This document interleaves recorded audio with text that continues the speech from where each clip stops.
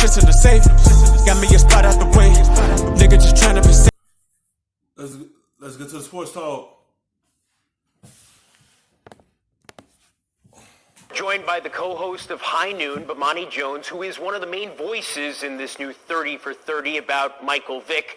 Bomani, take us back to the early 2000s. Michael Vick was drafted #1 overall 19 years ago in 2001. He was a big deal. How much excitement was there about the potential in his career? Man, like, you kind of have to walk this back to the Sugar Bowl in January of 2000. Like, this is a time before we had literally just about every single college football game on television. So Michael Vick could be a Heisman Trophy finalist, but you had people who had not seen him play. And then he comes up against Florida State, and for 3 quarters, he beat them by himself, right? It was him and a bunch of dudes who played for Virginia Tech, and somehow against one of the best football teams of all time, they were ahead until he just completely ran out of gas at that point. And so that led to a building action. That was the 2000 season where his fame started to build, and then you get to the 2001 draft. And look, Michael Vick is barely 6 feet tall, and running is the biggest thing about him. He's got this great arm, but the big thing that lit up about him was the speed that he had. And so there was not a quarterback that we had seen with his particular skill set. And as I recall, he was the first black quarterback to be drafted #1 overall. Like, he was a revolutionary figure, the idea and application of him.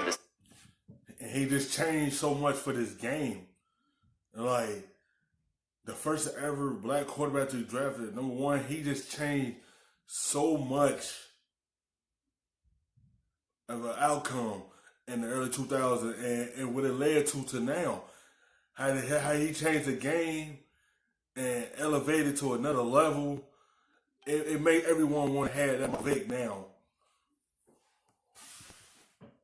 Second he walked across that stage. Well, why does his story still matter? Why is it worthy of a 4-hour treatment such as it's getting now?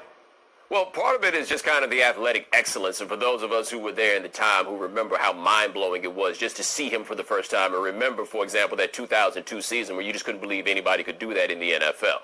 Then, of course, we add to that what wound up being the fall for him. And the fall was beginning before we found out about the situation with the dogfighting, right? His career in 2006, he had gotten all the money, but he was not playing well at that point. He'll tell you that I ran for 1,000 yards, but as a passer, he was probably as far regressed as he had been at any point in his career then. So then after that, we had the situation with dogfighting, which turned into this giant national scandal that Yeah, every competitor is like that. Yeah, we have good season of our game is different. Yeah, he had 1,000 yards of rushing, but he felt like that's not gonna get it done. I have to pass the football for my team to ordinarily take us to the next level. Like, I haven't done that well in that department. I did well with my legs, but my arm needed to go with it. And then it probably was just a lot of fame that he was having and a lot of money he was making. You tend to make some mistakes. It's some players that don't make mistakes. It's some players that do. But at the same time, you know, that dog fighting will really hurt him right there. It hurt him because he was just continue rising. Yeah, he had his lows in his games, but he was just rising to the top. And then that incident happened. They found out what he was doing. And then here come his lows. That dog fighting was a little bit that set him back a little bit. When it first happened, did not realize it was going to turn into what it was. I didn't realize what an emotional flashpoint this was for America. So we had that, maybe one of the biggest stars in the NFL at that point has now been one of our most salacious scandals. And then we have from there a tale of redemption, at the risk of sounding cliche, where he had to work his way back. He got back to the NFL, but Harder was going to be working his way back into the good graces and basic decency that we associate with this society. And the work that he put in is a story worth telling. And Bomani, it is, as you said, still an emotional flashpoint. Hundreds of thousands of people, more than 700,000, signed a petition online protesting the NFL's decision to honor him at the Pro Bowl. What does that say about where he stands now? Well, I think it says where he stands with a particular group of people. I think those people who have paid attention to what's happened with Michael Vick since he got out of prison understand that he has probably been the biggest advocate for dogs since his release that there has been, beyond what was required of him after he was released. He kept doing visits and kept going to schools and kept talking to kids after that point. He can't go back and undo what was done in the first place. But I think for some people, this is an unforgivable thing. There is no... This is what I don't like.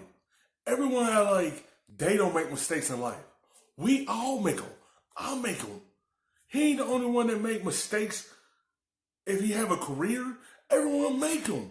It's all about what you gonna do when you come home, and you gonna take that chance when you get it. When you get that second chance to do something you love, if you gonna take advantage of it. And he did. He revived his career when he got back to Philadelphia. They traded away Donovan McNabb for him. Sent him to Washington. And went on forward with Michael Vick. He revived the career. He took advantage of it when he got another opportunity. But he's not the only one to make mistakes. Everyone that protests against him, so he shouldn't be in the league, everyone that probably protested, they made mistakes as well. He's not the only one. Nobody in this world is perfect. We tend to make some mistakes down the line in our life. It's bound to happen. It's all about, can you redeem yourself from your mistake that you made? Redemption for that. For others, I think they're able to look at him and see what has happened since, and they believe that someone like him should not be defined by the worst thing that he has done, even if it was a continuing enterprise. And so I think there are going to be some people, because dogs are that important to them, that is something that is in their hearts, that are never going to be able to let it go. But I also think it's fairly impressive and somewhat surprising now, 11 years after he got out of jail, that he's in enough of good graces that the NFL would think about inviting him there in the first place.